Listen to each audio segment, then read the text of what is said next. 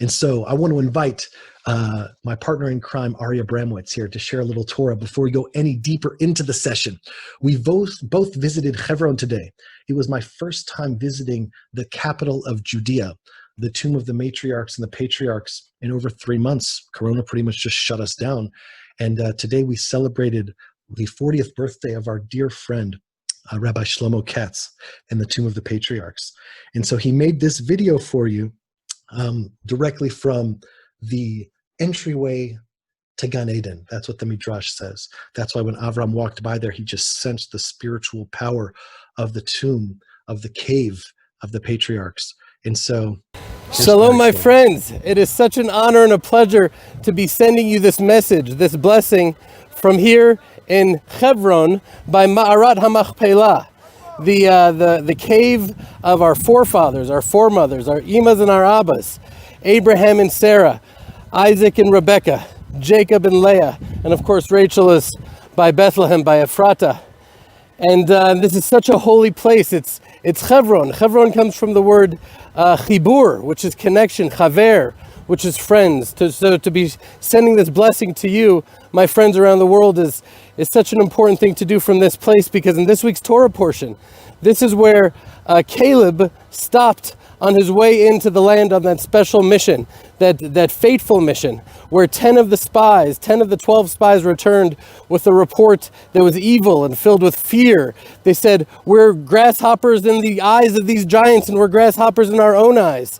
And the only two that came back with a message of courage and of faith were Joshua and Caleb. So the question is, what makes them different? Well, Caleb, let's start with him. He stopped here in Hebron on the way for this mission. And he came to this place that he prayed in the merit of Abraham, our forefather. He said the same prayer that Abraham did at Mount Moriah, the same God that answered his prayer at Mount Moriah, please answer my prayer. Now, what was Abraham's prayer at Mount Moriah? I thought Isaac was going to be my son, my inheritor, and I now need to sacrifice him? I don't understand. This doesn't make any sense. It seems impossible. And that was Abraham's prayer. Now Caleb is saying, we have to come and we have to conquer this land with giants. It's huge. It's impossible. How are we going to do it? But he said, I know that you can do it, God. You're with me. And that's the thing about Caleb. Who is Caleb descended from? From Judah, from Yehudah. And who is Yehudah? What made Yehudah special? He was the first Baal Teshuva, the first man to really do tshuva, real repentance. That means he was the one that cast Joseph into the pit, that led his brothers into doing so, this horrific, terrible sin, which has plagued the Jewish people ever since. But at the same time, when he went to Egypt, he went to who he thought was the second most powerful man in the entire country. He didn't know it was Joseph. And he said, instead of taking my brother as a slave, take me as a slave. I will be your slave. And our sages say that he said, and if you don't take me as a slave, I will single-handedly destroy all of Egypt. So powerful and strong was Judah. So he did true repentance. He truly repented and did tshuva and returned to God.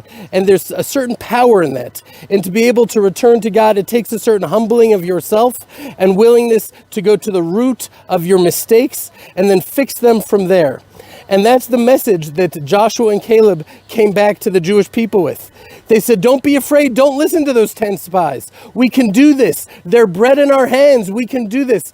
Let us go up to the land. We can do this.